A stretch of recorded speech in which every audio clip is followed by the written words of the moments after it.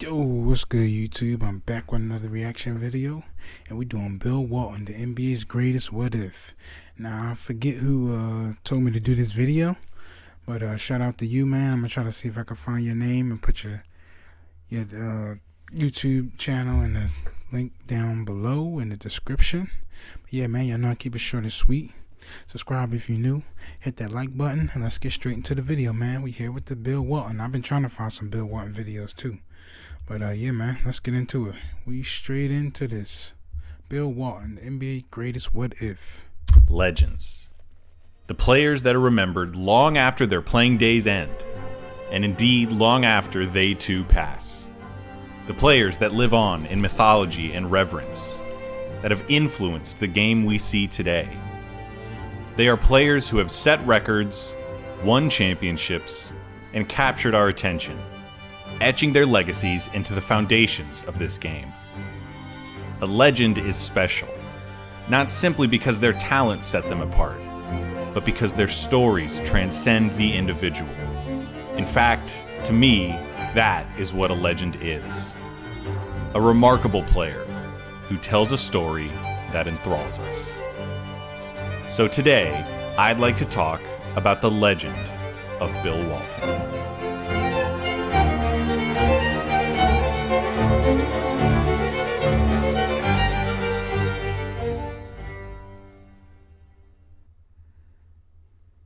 You've seen the title. It's not clickbait, I swear. I really do think that Bill Walton is the biggest what if in NBA history. I know that the usual suspects for that designation are guys like Penny Hardaway, Derrick Rose, and Grant Hill. I know that it's hard to look at Walton's resume and think of him as a what if guy. Two-time college champ, three-time college player of the year, #1 draft pick, two-time NBA champion, Finals MVP, regular season MVP, 6th Man of the Year, Hall of Fame, and a member of the 50th and 75th NBA anniversary teams. That's not a guy who didn't achieve. That's one of the greatest players of all time. But that is what makes him unique in this discussion. Because even with those accomplishments, Walton never got anywhere close to his potential. Let's take a look at the career totals for two centers. One is Bill Walton's. Can you guess who the other is? That's right, two-time All-Star Roy Hibbert. His numbers are weird, and it hurts him historically. He gets overlooked and underappreciated. Can Walton simultaneously be underrated for the things that he accomplished and a what if for the things he wasn't able to do? If you do know anything about Walton, you know that he is weird. After his playing career ended, Walton went into broadcasting and became an Emmy Award-winning color commentator who can be as articulate as he can outrageous. You probably know him from his tie-dyed shirts, his Grateful Dead references, and his uncompromising eccentricity. He's always been that way. Real quick, one thing I have noticed, I've seen him before, but I never knew who he was, honestly, until I started learning the things about Larry Bird and stuff like that. I honestly never knew who he was, but I've seen him around and doing some goofy stuff, and now I see who he is. But I've seen him before, but I just didn't know his name or who he was. Since his college days as a UCLA Bruin. Bill Walton was John Wooden's easiest recruit ever. They both admit it. Walton grew up in California, a San Diego kid, and he loved it. The beach, the weather, the sunshine, the culture. Walton absorbed it all like a sponge. He was a prodigious high school standout, leading Helix High to 2 consecutive division titles and a 44-game win streak during his 2 years as a varsity starter. He drew the attention of scouts during his senior year, where he registered the highest field goal percentage and the 3rd most rebounds in a season by any high schooler ever. His mind was made up the second he got the letter.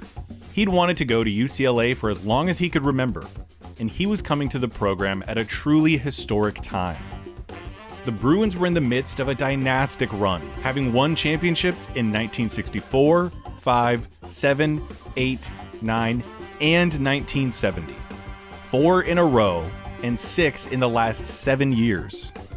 They won a 5th consecutive championship while he was a freshman on the junior varsity team. The expectations were high for Walton. As the top recruit in the nation, he was tasked with continuing one of the most incredible winning traditions in sports history. And he didn't make things easy on himself. Like Kareem Abdul-Jabbar before him, Walton didn't always see eye to eye with Wooden, the media, or the general American public. He was a man of the times, a hippie through and through. A vegetarian, he was famously anti-Nixon and anti-war. He took an active role in his beliefs and was arrested in '72 for occupying a UCLA administrative building with a group of students in protest of the Vietnam War. John Wooden was the man who showed up and bailed him out. In his first 2 seasons as a starter, the Bruins win an undefeated 60-0, won 2 national championships, and Walton took home 2 National Player of the Year honors. He wasn't just a cog in the machine. He was the machine. He was enormous, listed at 6'11", but easily closer to 7'2" or 7'3". Walton had no holes in his game. During his time in college, he was routinely compared to 3 players: Wilt Chamberlain, Kareem Abdul-Jabbar, and Bill Russell. The 3 best centers who have ever played basketball. His defining college performance came in his junior season in the 1973 National Championship game. Looking to extend their streak of consecutive titles to 7, Bill Walton was a man possessed. He came out hot, knocking down shot after shot after shot, dooming Memphis State's title hopes with each one. The man just couldn't miss. Almost literally. By the end of the game, Walton had racked up 13 rebounds and had made 21 of his 22 shots. His 44 points are still the most points any player has ever scored in the championship game. Those who were there still testify that it was the most dominant game of basketball ever played by a college athlete. Entering his senior season, Walton had upheld his end of the bargain. The best player in the country was a Bruin, and UCLA had remained a powerhouse. He was elated. He took great pride in the chance to be a part of something historic. He savored the relationships that he had with his teammates and with his coach. But in a January game against Notre Dame, the Bruins faltered. They lost by 1 point, with Walton wearing a back brace after a hard fall the week prior. The defeat ended an 88-game win streak that will likely stand until the end of time, and marked the first time that Bill Walton had lost a basketball game since his junior year of high school. Following the game, Walton ruthlessly described his own performance as a complete failure on all levels, particularly as a human being, a disgrace to the game of basketball, a disgrace to sport. It's one of the things that stands out to me about Walton. It didn't matter that he was hurt or that this was only the regular season or that this was the first time the team had lost in years. For all of his optimism and positivity and love, he was unrelenting when it came to his own shortcomings. A month later, the Bruins dropped back-to-back games. When they lost in the Final Four to David Thompson's North Carolina State team in double overtime, Walton was inconsolable. Still to this day, he calls that loss a stigma on his soul that he will never overcome. Nevertheless, he was named the Player of the Year for the 3rd time in as many years, bringing his college basketball resume to pantheonic levels. 2 national championships, 2 undefeated seasons, 3 Player of the Year awards, spearheaded an 88-game win streak, and submitted the best performance in college basketball championship history. He was a no-brainer when the Portland Trailblazers took him with the first pick in the draft. But first, I want to thank the sponsor of today's video, Factor. Factor is a meal delivery subscription service that literally could not make eating well any easier. Unlike other meal delivery services, Factor meals are pre-prepared, saving you the trouble of deciding what to make and the time it would take to make it. And the great thing about Factor meals is that they're never frozen and created by scratch with nutritious ingredients with registered dietitians working hand in hand with the kitchen to make sure that Factor's quality is unrivaled. Their menu is super flexible, allowing you to pick and choose how many meals and add-ons you want each week with keto, calorie smart, chef's choice, and vegan plus veggie options. They were kind enough to send me a trial box, and I recorded my first time trying a meal. The red pepper... Okay, we get it, but we should have done it in the beginning of the video. Let's skip through, man. I understand, but I didn't really want to skip through because I didn't want to miss nothing. I cannot recommend 120 Clayton Warsoff. As a consequence of his collegiate success, Walton was expected to come into the league and immediately make an impact. And yet, for his first 2 years in the league, he spent nearly as much time recovering from injuries as he did playing. He only played in about half of the team's games in those first 2 years, dealing with injuries to his ankle, wrist, toes, fingers, leg, and feet. But things started changing in his third season. The team hired Dr. Jack Ramsey, a visionary head coach that was as much an idealist as he was an innovator. He thought that basketball should be played a certain way: tough, fast, and smart. The ABA had also finally merged with the NBA, allowing the Trailblazers to acquire the talents of Maurice Lucas. Mo immediately made an impact, leading the Blazers in scoring and adding 11 rebounds a night on his way to an All-Star selection. He and Walton established an enduring friendship. Walton was the leader, Mo was the enforcer. As the season went along, the team improved night after night. Walton's availability was still inconsistent, but they were fast, they were young, they were tough, and they were smart. They posted the first winning season since the franchise's inception and ended the season with the third best record in the Western Conference. Their success was due in no small part to their home court advantage, where they went 45-6 and ignited a frenzy that would be remembered as Blazer Mania. Starting that season, the Portland Trailblazers sold out every home game for the next 18 years. The Blazers made their playoff debut against the Chicago Bulls, and for the first time in the NBA, the world saw Bill Walton, the guy who was going to assume his place next to Russell, Wilt, and Kareem on the Mount Rushmore of centers. Of the three, his closest comparison was Russell. His offensive numbers weren't usually eye-popping, at least not in volume. Instead, he was a cerebral superstar, a game-changing defender who sought the highest form of basketball. He had brilliant court vision and awareness, and is often cited as one of, if not the, best passing big men of all time. He was constantly surveying the court from the post, hitting cutters in stride, and advancing the ball at breakneck pace with his signature outlet passes. He was a great leader. He loved being part of the team, loved getting the ball to his teammates and seeing them succeed. And he was still 4 or 5 inches taller than Russell, with a much higher aptitude for scoring, especially down the stretch and on the biggest stages. He had surprising range on his jump shot, soft touch around the basket, and used his imposing physicality to great effect. The Blazers beat the Bulls and Hall of Fame center Artis Gilmore 2-1. In the next round, they beat the Denver Nuggets and Hall of Fame center Dan Issel 4-2. And in the Western Conference Finals, against none other than Kareem Abdul-Jabbar and the Los Angeles Lakers, they won 4-0. A clean sweep of the team with the best record in the league and the guy with the most MVPs in NBA history. All of a sudden, this upstart Cinderella Trailblazer team found themselves in the NBA Finals, facing the Philadelphia 76ers and the face of basketball, Dr. J. The Sixers were loaded with guys like Doug Collins, George McGinnis, and Daryl Dawkins, but it was Julius Erving who represented the sport of round ball to the world. The Blazers didn't care. Despite falling into an 0-2 hole out of the gate, a series deficit that had only been overcome once before in the finals, the Trailblazers won the next 4 games in a row to secure their first and still their only championship. They won Game 6 in front of the Portland faithful, with Walton submitting a masterpiece.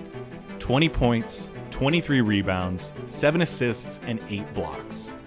Blazer Mania peaked with a sweaty, delirious Bill Walton tossing his jersey into the crowd and wading through the mob, like he'd been transported right into the middle of another Grateful Dead concert. He was named the Finals MVP for the youngest team to ever win an NBA title, with Dr. Jack saying, "I've never coached a better player, I've never coached a better competitor, and I've never coached a better person than Bill Walton." The team relished the offseason and returned for the 78 campaign, determined to prove that they were not some fluke, some team that had gotten hot at the right time. And they did. They were tearing through the regular season, and by the 60-game mark, the Blazers were 50-10. At that point, they were on pace to possibly contend with the 72 Lakers for the best record in history. Bob Ryan, maybe the most influential basketball writer ever, who started covering the game in 1969, still maintains that if he could have one center on his best day to play for the fate of humanity, he would take this version of Bill Walton. Yet again, Bill Walton was a part of something special. He'd created something special, his own basketball nirvana. And then he got hurt. It was his foot. The thing is, human beings aren't really meant to be 7'3", and they aren't really meant to be 7'3", running miles and miles, jumping up and down, taking abuse and punishment from other world-class athletes for 2 hours a night, 82 games a year. His body just couldn't take it. Although he missed the rest of the regular season, he was still awarded the MVP for his performance. Insane to think about, considering he only played 2/3 of the season in a league with a prime Kareem and a contending Julius Erving. When the playoffs began, the Blazers had secured the 1 seed, but had only won 8 games since Walton was injured. He mustered all the strength he had to play in the team's first game against the Seattle Supersonics, but was overcome by the pain in the locker room afterward. Before Game 2, Walton knew he couldn't play. The team doctor convinced him to take an injection in his leg to mitigate the pain. He spent 15 unproductive minutes in the game, running around on a foot he couldn't feel at all. After the game, X-rays revealed that he had shattered the navicular bone in his foot in half. Ooh, man. This made me think of Larry Bird and just like Kobe, Allen Iverson, like especially Allen Iverson. They just be taking so much. But you mean, you're a warrior, man. You fight through that pain, but it's just like, man, that's hurtful, man. That's crazy, bro. Crazy, man. In that instant, he lost every bit of trust that he had in the Portland Trail Blazers and every ounce of self-respect that he had for himself. The team played the rest of the series without him, losing in 6 games. Bill Walton never played for the Portland Trail Blazers again. That's it. That's all we have of prime Bill Walton. About 85 games of nothing but dominance.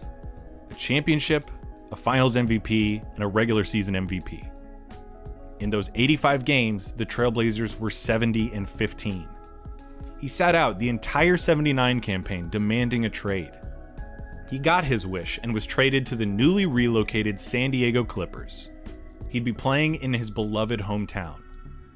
He had undergone all kinds of surgeries, removing bone spurs and even lowering the arch of his foot in the hopes of preventing injuries. None of it worked. Injury after injury, surgery after surgery, setback after setback, year after year. In his 5 seasons with the Clippers, Walton appeared in only 169 of a possible 492 games. With all that time spent in hospital beds and waiting rooms, he had nothing but time to think about what had been, what could have been, and what he'd lost.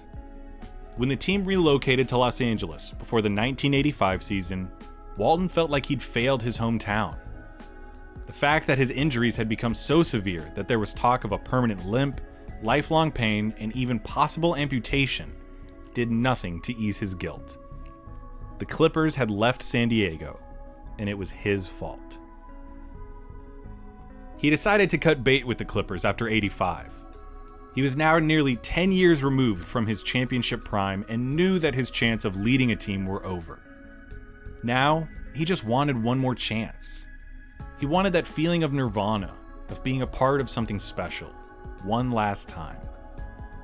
So who do you call in the mid-80s if you want to be a part of a special basketball team? You call the Los Angeles Lakers and you call the Boston Celtics, which is exactly what Bill Walton did. He know better. He better call he better call the Celtics. He called the defending champion Lakers, but general manager Jerry West was wary of bringing in a player with the kind of baggage that hung on Walton. They were out. And so Bill rang up the Celtics. In fact, he called Red Auerbach himself. And it just so happened that at that time, Larry Bird was sitting in Red's office. Red ran the idea by Larry, who knew that the team needed more front court depth to throw at Kareem and give Robert Parrish and Kevin McHale some rest during games. Larry signed off, so Red made it happen. Bill Walton was now a Celtic. In name, at least. Before he could play, he still needed to pass a physical that he knew he had no chance at. While Walton sat in Massachusetts General Hospital, he heard the doctors whispering to each other about his horrendous x-rays. Walton describes the scene in his autobiography, saying, "All of a sudden, Red burst through the double swinging doors, smoking his cigar, in the hospital. He looked around perplexed. He bellowed, 'Who are you guys, and what are you doing with my player?' The doctors covered their mouths with their cupped hands and murmured while drawing attention to the x-rays on the screens. 'Red, look at his feet. Look at his face. There's no way we can pass this guy.' Red waved his arms, signaling for silence. Then he walked over to me, still on the table. Looking down at me, he said quietly, 'Walton, can you play?'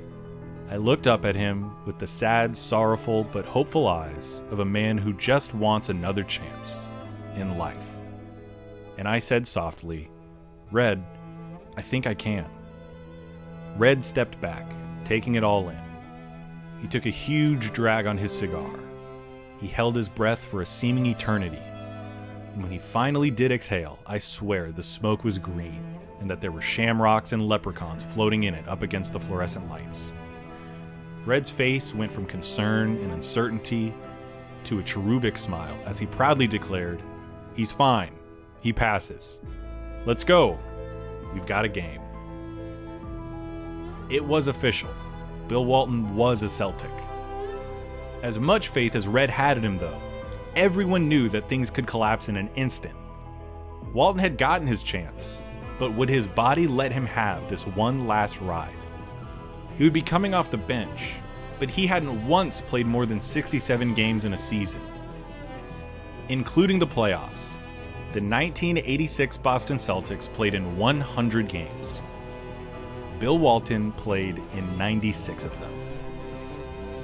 It was magnificent.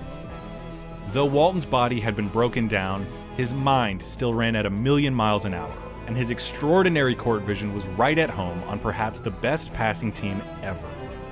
He meshed wonderfully with the team, defended at an absurdly high level, and found a kindred spirit in Larry Bird. For the first time in either's career, they were playing alongside a fellow basketball savant. Bird really seemed to savor the moments when Walton would check in and the two would operate on some unknowable next level. The whole team loved Walton, and he loved them back. Especially Bird. Walton was in awe at Larry's abilities and could never spend enough time around him soaking that energy up. When the Celtics were on a road trip in Indiana playing the Pacers, Walton lobbied head coach Casey Jones to grant them an extra day off so that he could accompany Bird on a trip back to Bird's hometown of French Lick, Indiana. When they got to his mother's house, Walton pestered Georgia Bird with all kinds of questions. "This is the house Larry grew up in? Wow. Is that the dirt driveway that he first shot hoops on? Wow." Walton asked Georgia Bird for a mason jar, walked out onto Larry Bird's childhood dirt court, and filled the jar with that special French Lick Larry Bird dirt. For the rest of the season, he kept it in his game bag, and every time that Bill felt like his luck might turn, like his curse might be lingering, he would pull out that jar and rub on a little Larry Bird dirt. After the season, he took the last bit and sprinkled it on his own childhood court in his parents' backyard in San Diego. It worked. For all of his contributions off the bench, Bill Walton was named the 6th man of the year, the best reserve in all of basketball. That season, the Boston Celtics won 67 games in the NBA championship. They lost just one home game all year. When the conversation of the best basketball team ever gets brought up, the 1986 Celtics seem to come up more than all the rest. The whole time, all season long, Bill Walton relished it. He was back with the guys, back on a winner, back in the middle of something truly special. None of it was lost on him. He knew that this was the time that they would be asked about for the rest of their lives. And that was it. He suffered an injury the next season and only played in 10 regular season games. He came back for the playoffs, averaging just 8 minutes a game as the Celtics lost to the Lakers in the finals. He had squeezed out every ounce of luck that he had left in that one last miraculous season. That is the story of Bill Walton. Incredible that a player could accomplish so much when he only played about 6 seasons worth of games in a 14-year career. It leaves us wondering, what if? What could the story of Bill Walton have been? Instead, we'll have to settle for this one. The one where Bill Walton goes down as arguably the greatest college basketball player ever, achieves a professional peak that stands among the best in history, and finds redemption on a pivotal piece on perhaps the finest basketball team to ever play. I don't know about you, but I like that story. After the Celtics won the championship in Game 6 of the finals, they partied. But Larry's days of long nights were behind him. He just wanted some sleep. Late that night, the doorbell rang. Larry's wife went down to answer it, coming back to tell Larry that Bill Walton was waiting at the door. And he was. All 7'3" of him standing there with a bottle of wild turkey, urging his teammate to come out for just a bit longer. Larry declined. And so, rather than be anywhere in the world that Larry Bird wasn't, Bill Walton sat in Bird's kitchen, drinking his bourbon, listening to the Grateful Dead, and praying, thanking the universe that he had been allowed one more chance, all night long. The next morning, Larry thought that he might have dreamed that Walton had shown up. He went downstairs to find Walton, still drinking, still listening to music. "Bill," Larry asked, "didn't you sleep?" "Larry," Walton replied, "how can I sleep? We are world champions."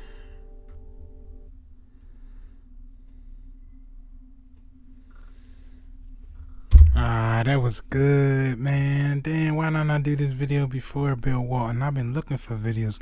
Shout out to, I'm trying to find the person's name that can give me this video, to do this video, because I didn't even know about this, man. Damn. This was a good one, man. Shout out to Bill Walton, man. Because it's like, once you get that opportunity, man, you got to take it, man. You gotta go after that opportunity, man. Definitely gotta go after the opportunities, man. That's why I'm taking advantage of my opportunity now, doing something I love with this YouTube, man. I'm just taking advantage of it. You just gotta keep going, man. You know, like I always say, hopefully, you know, God willing, nothing never happens. I continue to just keep doing this every day, you know. I know things in life happen, you know, just like him with the injuries, you know, but so far everything's been good. Been loving all the support that I've been showing me and everything, but you know. But at the end of the day, it's about y'all though. But yeah, man, it's just that's good, man. That's a good video right there, man. Shout out to Bill Walton, man. But y'all know I keep it short and sweet. I'm out of this joint. Subscribe if you're new. Hit that like button. I deeply appreciate it. And I'm on to the next video, man. But this was definitely a good video, Bill Walton. But yeah, I'm out of this joint. Love y'all. Peace.